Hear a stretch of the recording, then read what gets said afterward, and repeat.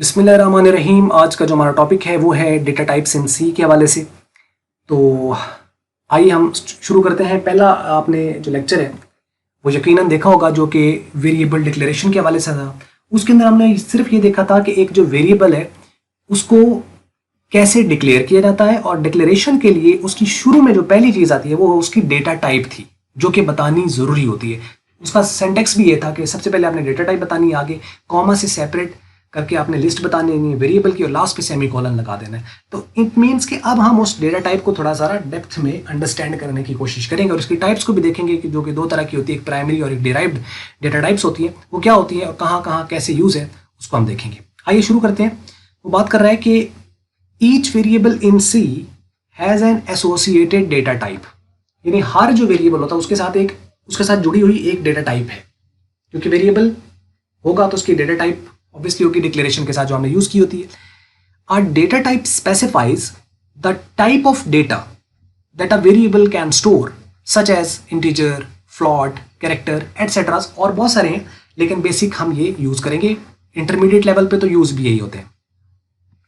अच्छा, अब यहाँ पे देखें कि वो कहते हैं कि जो डेटा टाइप है वो स्पेसिफाई करती है कि एक जो वेरिएबल है वो किस तरह की वैल्यू स्टोर कर रहा है, किस टाइप की वैल्यू स्टोर कर रहा है। बेसिक तो यही होती है कि वो या तो इंटीजर होगा, यानी या तो न्यूमेरिक होगा तो या कैरेक्टर होगा। अब न्यूमेरिक होगा तो या वो इंटीजर होगा तो या वो फ्लॉट होगा। उसके अलावा डिराइव्ड में चले जाएं तो फिर तो बहुत ज़्यादा उसकी और भी टाइप्स आ जाती हैं। If a variable X is declared as int, अगर एक वेरिएबल जो है उसको हम इंट डिक्लेयर करते हैं, it means x can hold only integer value. अगर हम उसको एक्स को हम डिक्लेयर कर रहे हैं इंट के तौर पर, तो इसका मतलब है कि वो इंटीजर वैल्यू सिर्फ ले सकता है।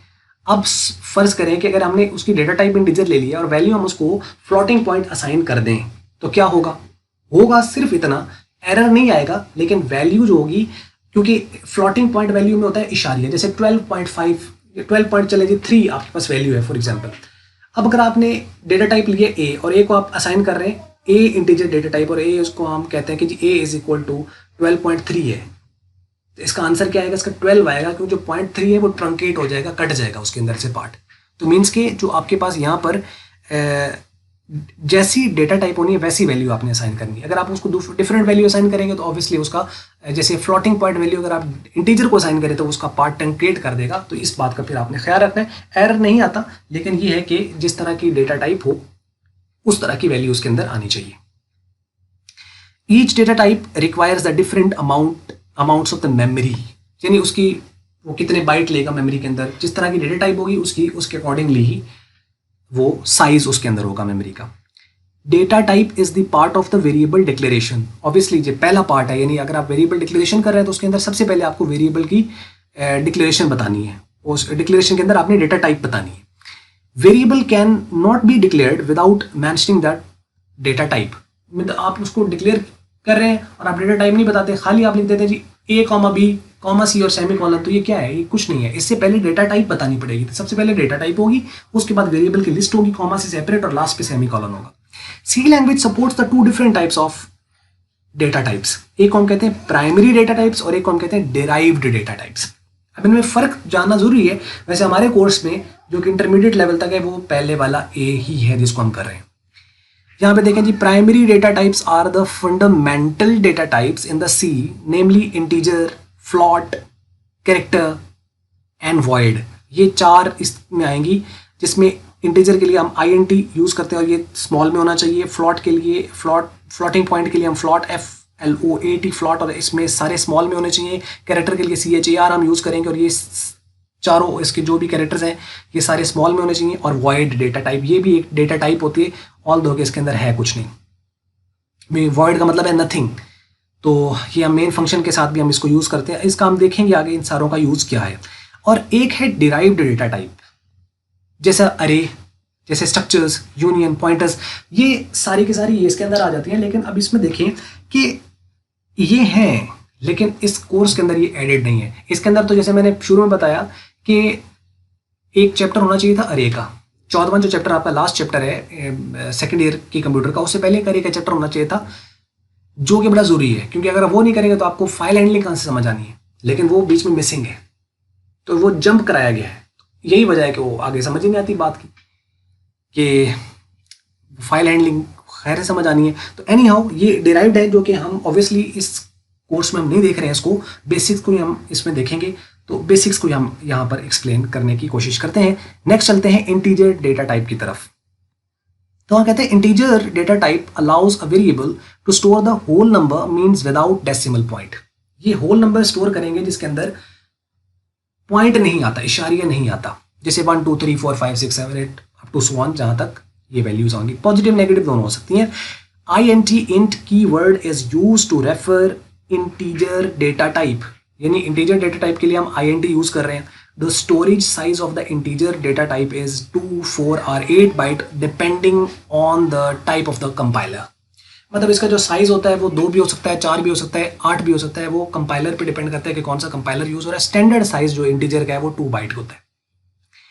Integer can store the value from -32,768 to 32,767 minus इस वैल्यू से, यानी इससे कम नहीं हो सकती इंटीजर के अंदर वैल्यू, और इससे ज्यादा आप स्टोर नहीं कर सकते। इंटीजर के अंदर वैल्यू आपने इस रेंज के अंदर अंदर इस्तेमाल करनी है। इससे कम स्टोर करेंगे तो वो आपका अंडरफ्लो हो जाएगा, इससे अगर आप ज्यादा स्टोर करेंगे तो ओवरफ्लो हो जाएगा। तो ओवरफ्लो अंडरफ्लो दोनों ही एरर है। तो मीन्स कि आपको इसके अंदर अंदर वैल्यू स्टोर करनी है इंटीजर के अंदर। अगर आपको इससे वैल्यू ज्यादा चाहिए तो फिर आपको डेटा टाइप चेंज करनी पड़ेगी। तो मीन्स कि आपको ये रेंज भी पता होनी चाहिए कि किस रेंज के अंदर हम इन डेटा टाइप्स के अंदर वैल्यू स्टोर कर सकते हैं। उसके बाद है फ्लोटिंग पॉइंट डेटा टाइप। तो वो कहता है floating point data type is use to store decimal value, यानी डेसिमल जो वैल्यू होती है जिसके अंदर इशारिया आ रहा होता है उनको स्टोर करवाना हो तो हम floating point data type use करते हैं। उसके लिए कीवर्ड हम यूज करते हैं float. Float keyword is use to refer floating point data type. The storage size of the floating point data type is 4 byte. इसका जो है वो 4 बाइट होता है। It can store the value from 1.2 की पावर -32, यानी जो आपके पास एक्सपोनेंट है इसका, तो -38 से लेकर +38 तक, जो कि 3.4 e⁻⁻⁻38 तक, ये इसकी रेंज है, जो कि बहुत ज्यादा वैल्यू बनती है। आप सोचेंगे जिसकी 38 उसकी पावर आ रही है तो वो कहाँ तक, वो कितनी वैल्यूज तक वो आपके पास उसकी वैल्यूज होंगी, बहुत ज्यादा वैल्यू बनती है। आप इसको एज अ रेफरेंस याद करना चाहे तो कर सकते हैं, वरना आप इसको इग्नोर कर सकते हैं, तो ये जरूरी नहीं इसको याद करना। उसके बाद है character data type. Character data type allows a variable to store only 1 character. सिर्फ एक कैरेक्टर वो इसको जो है वो स्टोर करता है, single character. So character data CHAR 4 keyword is use to refer the character data type. ये हम यूज करेंगे डेटा टाइप। और storage size of the character data type is 1 byte. एक कैरेक्टर 1 बाइट लेता है। कैरेक्टर क्या होता है, जैसे A B C ये भी कैरेक्टर्स हैं, इवन 1 2 3, उसको भी अगर आप सिंगल इन्वर्टेड कॉमा में लिख दें तो वो भी आपके बन जाएंगे कैरेक्टर। तो कहता है कि a character is a single number, symbol, alphabet और इवन अ वाइट कैरेक्टर। वाइट कैरेक्टर जैसे कि स्पेस हो गया, स्पेस बार होता है ना, वो भी एक कैरेक्टर होता है। एंटर जो हम जिसको रिटर्न कहते हैं तो वो, और टैब जो आप टैब प्रेस करते हैं तो वो, ये इनको कहते हैं वाइट कैरेक्टर्स। तो ये भी सारे के सारे कैरेक्टर्स हैं enclosed with in a single inverted commas. जब इनको अगर हम 1 सिंगल इन्वर्टेड कॉमा में लिखते हैं तो ये न्यूमेरिक नहीं है, ये कैरेक्टर है। फॉर एग्जांपल जैसे 5 है, तो 5 अगर सिंगल इन्वर्टेड कॉमा में लिखा हुआ है तो ये कैरेक्टर कहलाएगा। अगर 5 को वैसे लिखा जाए तो फिर वो न्यूमेरिक कहलाएगा। तो खाली नंबर से नहीं देखना, आपने ये देखना है कि उसको प्लेस कैसे किया गया है।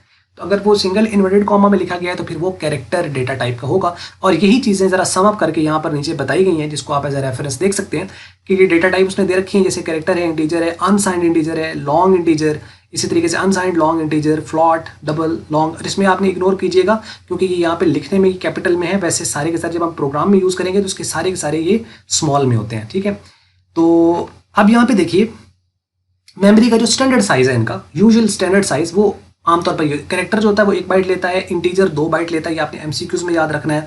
अनसाइंड भी 2 बाइट लेगा, और लॉन्ग इंट है तो 4 बाइट लेगा, अनसाइड लॉन्ग है तो वो 4 बाइट लेगा, फ्लॉट 4 बाइट लेता है, डबल 8 बाइट लेगा, और लॉन्ग डबल 10 बाइट लेगा। इसको तो आपने याद कर लेना है, ये सारे याद करने की जरूरत नहीं है, इसको आप रेफरेंस के तौर पर देख लीजिएगा। जिसमें खास तौर पर कैरेक्टर की आपको रेंज पता होनी चाहिए कि -128 से 127, और ये ASCII नंबर की रिप्रेजेंटेशन है, जैसे हम कहते हैं ना 256 कैरेक्टर्स होते हैं, तो ये उस हिसाब से -128 से 127 तक है। और इंट में है तो -32,768 से 32,767 ये इसकी रेंज होती है। और जब अनसाइंड का वर्ड कहीं पे भी आए, चाहे यहाँ पर है, यहाँ पर है, तो इसकी मिनिमम वैल्यू जो है वो 0 होनी है। ठीक है, और उसके बाद ये फिर 32 नहीं है, 65 ये इसकी ज़्यादा वैल्यू है। तो मीन्स के डिपेंड करता है कि अगर आपको ज़्यादा वैल्यूज, इससे बड़ी वैल्यू चाहिए तो आप उसके लिए अनसाइंड ले सकते हैं, लेकिन उसमें नेगेटिव वैल्यू फिर आप स्टोर नहीं कर पाएंगे।